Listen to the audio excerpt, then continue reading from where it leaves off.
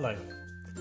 This is the second video on Lean, which is the main philosophy that underpins smart recovery in Devon Partnership Trust. In the first video we started to think about how changing a system can have benefits for everyone, and Lean provides a way of being systematic about changing a system, so you increase the chances of getting a change for the better. The main way that Lean works is through stripping out waste wherever you can. It doesn't matter whether the waste is big or small, all of it should go. And Lean isn't just about big projects. You can make massive improvements by tackling the little niggles and problems on a local or team level. So that we're covering the technical terms, in Lean, waste is often referred to as muda, and this is simply the Japanese word that translates as waste, futility, or idleness.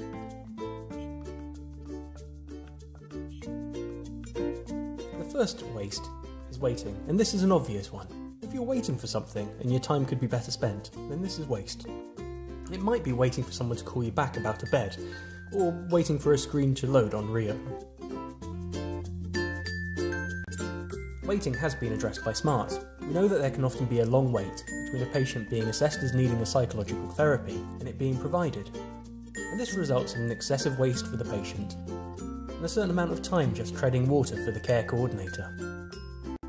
Smart has tackled the need for this at source, and will massively increase the availability of psychological therapy. And hopefully this will reduce the waste associated with waiting. The second waste is defects. And defects occur whenever anything goes wrong in the system, and there are lots of little defects that occur in clinical practice every day. Fortunately, most of these don't cause harm to patients, but once in a while they do. And the aim should always be for care to be perfect and to never go wrong, but that's a massive task. It is wasteful to provide a treatment that's not good enough to be effective. As a doctor, this could mean prescribing the wrong medicine or the wrong dose. The diagnosis might be wrong, which means that you're providing the wrong treatment altogether. Now this means that the time that was spent on treatment was wasted. This means that the patient stays longer in the service, takes more time to get better, and crucially doesn't get good enough care. As an example of how you can tackle this at a system level, the smart care pathways have put the most experienced staff at the start of the pathways to try and reduce the risks of the wrong diagnosis or the wrong treatment starting. The third waste is overprocessing, and this is a waste that occurs when we do more than is required. One example of this sort of waste would be a worker who makes entries in Rio that are massively long, detailing every single statement that was made during the appointment. It's wasteful in the time it takes to type it in, but also for anyone else reading it subsequently. Overprocessing can apply to all sorts of other systems. There might be too many unnecessary boxes to fill in if you want to make a referral, or too many steps to record your supervision on the system. And these can be tackled at source by trying to simplify the processes. One example of overprocessing comes from continuing to see patients when really they should have been discharged, and this has been tackled in the smart pathways. When you continue to see patients who are essentially well, this doesn't add any value to the patient. In fact, it might actually be harmful, fostering dependency. So the pathways have clearly spelled out when a patient should be discharged, what the steps should be, and how to go about managing things if a clinician feels that a patient's ready for discharge, but it's tricky to bring it to a neat conclusion.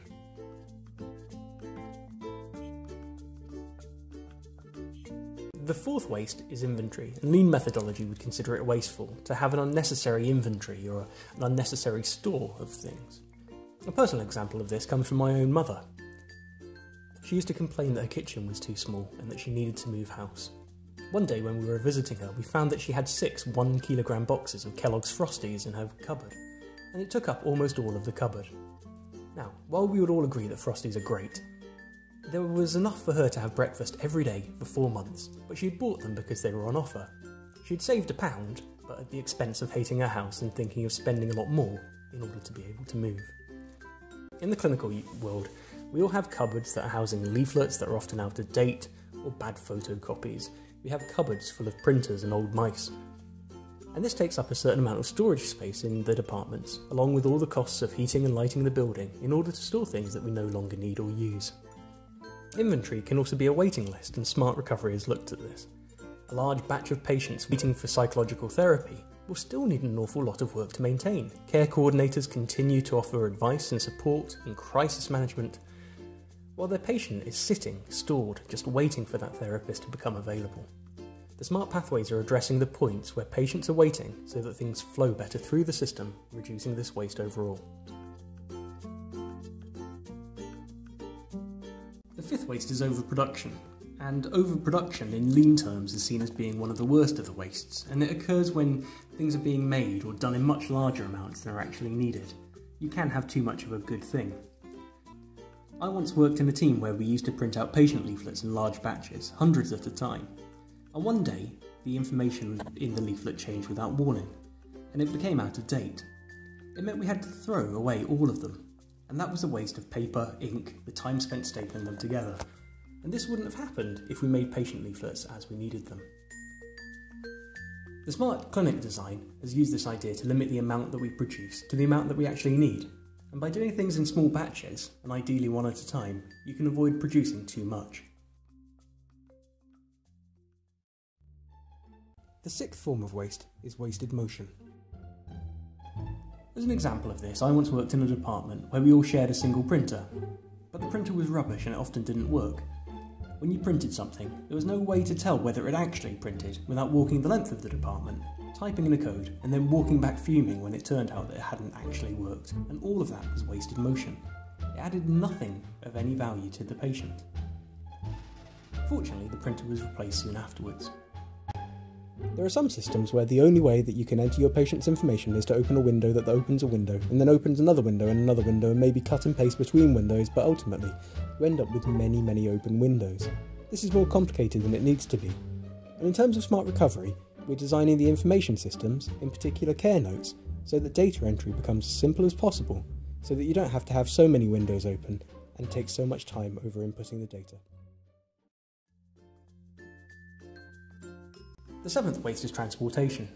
Transportation waste comes from the cost of having to move things from one place to another, and you can see how this applies to manufacturing, where a product moves from a production plant in China to a packaging plant in the UK. There is a risk that the product might get damaged or lost on the journey, and the costs of moving it do nothing to improve the quality of the end product. An example of this in our line of work could be appointment letters. Some parts of the trust still use appointment letters routinely, with all of the cost of stamps and paper and printing and the physical labour to put them in the post. Many services, from the RD&E through to my wife's hairdresser, have moved to text, phone and email reminders. The smart process has addressed this in the single point of access, so that our appointment system fits with the rest of the modern world.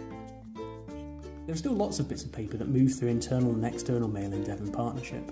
We could probably design a way of working that doesn't need all that paper, and then save the money and the waste that comes from it.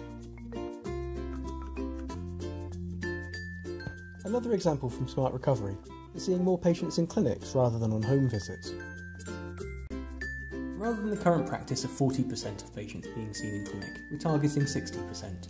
This means that home visits are still available for people who really need them, but for the patients that can come and see us in clinic, it's more efficient for us to see them there.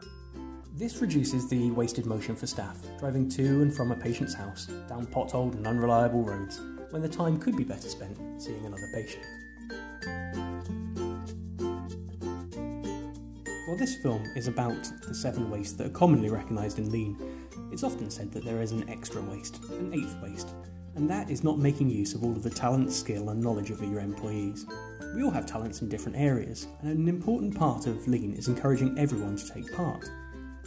The changes that we've seen today and the ways of eliminating waste are small, and anyone can do it in their teams today.